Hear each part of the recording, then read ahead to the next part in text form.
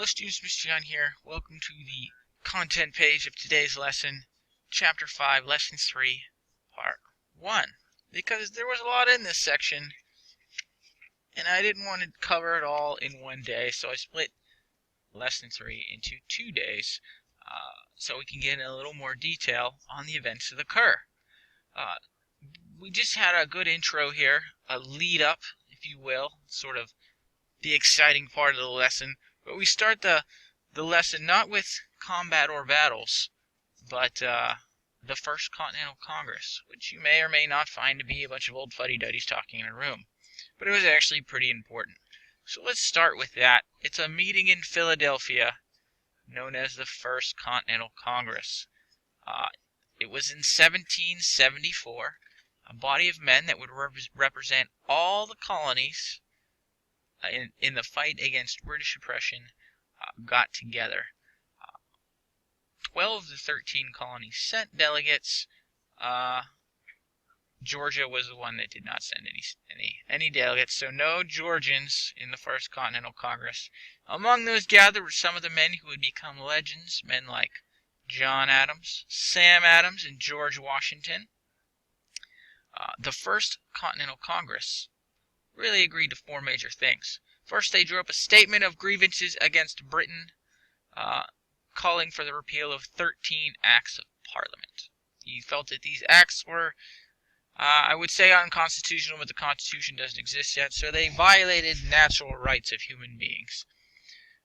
Next, they called for a colony-wide boycott of British goods. By now we know the colonies are pretty good at boycotting British goods. They've had lots of practice.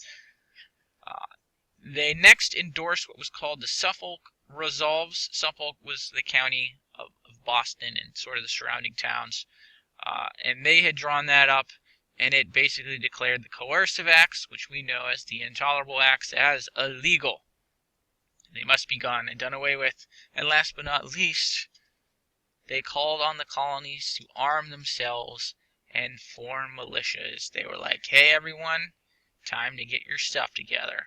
It could get ugly. Here we have a picture of the First Continental Congress.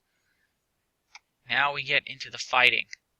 So these militias were not professional soldiers. I think I went over this in an earlier lesson. They were normal men, farmers, tradesmen, and the like, that supplied their own weapons and, well, drilled occasionally, practiced, sort of like your weekend warrior. They were typically led by someone with some experience. Often, in the Revolution, they were veterans of the French and Indian War, because they weren't really that far apart. These militiamen were often referred to as Minutemen for their ability to be prepared for battle at a minute's notice. Basically, if you lived in town and you were part of the militia, you would get together like on Sundays and practice standing in line and shooting targets and stuff like that. But you were not a professional soldier. And so the combat ability of a Minuteman versus the combat ability of a British regular redcoat, they were significantly different. The militia were generally outclassed. But, as instructed by the First Continental Congress, towns began preparing for war, raising militia, and stockpiling weapons and ammunition. The British, particularly in what was occupied Boston, a whole lot of troops in Boston, British troops, were not going to sit idly by and let this happen. They could tell the colonists were gearing up for battle, for war. So a contingent of 700 redcoats left Boston the night of April 18, 1775, to seize and destroy a cache of weapons and ammunition in the nearby town of Concord. It was like 20 miles away to the northwest of Boston.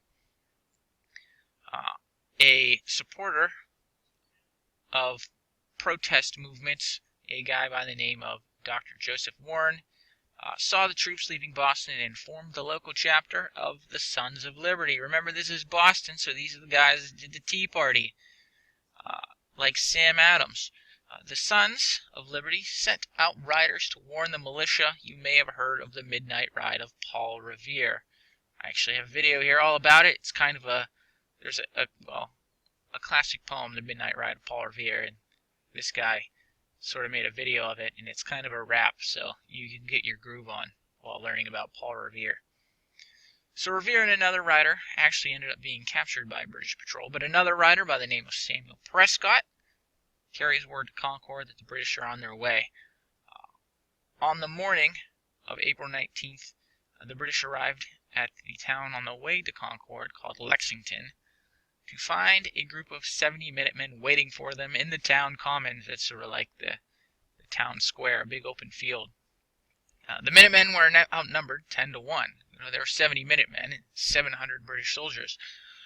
The militia was about to just let the Redcoats pass when somebody fired a shot. And to this day, no one knows, which I have trouble believing, someone had to fire the first shot. Unless that person was killed and never told anybody, like, it was me. I don't know. But nobody knows. It's not confirmed. So somebody fired a shot, and then everyone started shooting. And when the smoke cleared, because muskets were pretty smoky, 8 militia were dead. They ran away. They just couldn't stand up to the Redcoats, who were professional, as well as, there were a whole lot of them. And the British went on to march to Concord. Now, the problem is they really had trouble finding weapons because, the colonials had the whole night when they heard that the British were coming to start hiding weapons and moving them. So they marched on to Concord, and they were almost there. They got to a bridge called the North Bridge, and then there found a significant force of Minutemen. And the Minutemen actually inflicted pretty heavy casualties on the British, and the British started a long retreat back to the relative safety of the city of Boston, which they controlled. Now, the problem was the militia ran after them the whole time and shot at them from behind trees, so they pretty much harried them the whole way back. By the time the British got back to Boston, they had suffered 73 dead and 174 wounded. And that's pretty much how the revolution started. I have this awesome video here. Pretty good depiction of events. There might be a few details in there I glossed over. It's not that long. I really encourage you to watch it and see what happened at Lexington and Concord. This is done by the History Channel. A series they had called The Story of Us. It's pretty good. Moving on to our assignment for the day. It's real easy. It's a discussion, what we might call a forum. I just have a question for you. Having watched the videos in the lesson and having read up on the early actions in what would become the American Revolution, would you have joined a colonial militia? Would you have been a Minuteman/Minutewoman? So because it's an opinion question, that means there's no right or wrong answer, whether you say yes or no. I've done this assignment in the past, and it's usually 50-50 for both men and women, the boys and girls in the class. Just make sure you articulate yourself well. This assignment's worth 5 points. I would like you to tell me, like, yes, I would join the militia, or no, I would not join the militia, and then make sure you write in complete sentences. Give me your reasoning for that decision. 3 sentences, check your grammar and spelling. I put an example of what would be, this is my answer if I were a student, so you have something to work with here. You just be honest. So that's your assignment.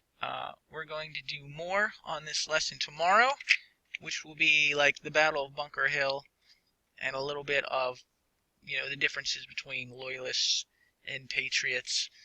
We'll go into some detail on Bunker Hill, and there'll be another assignment tomorrow. So that's what we have for today.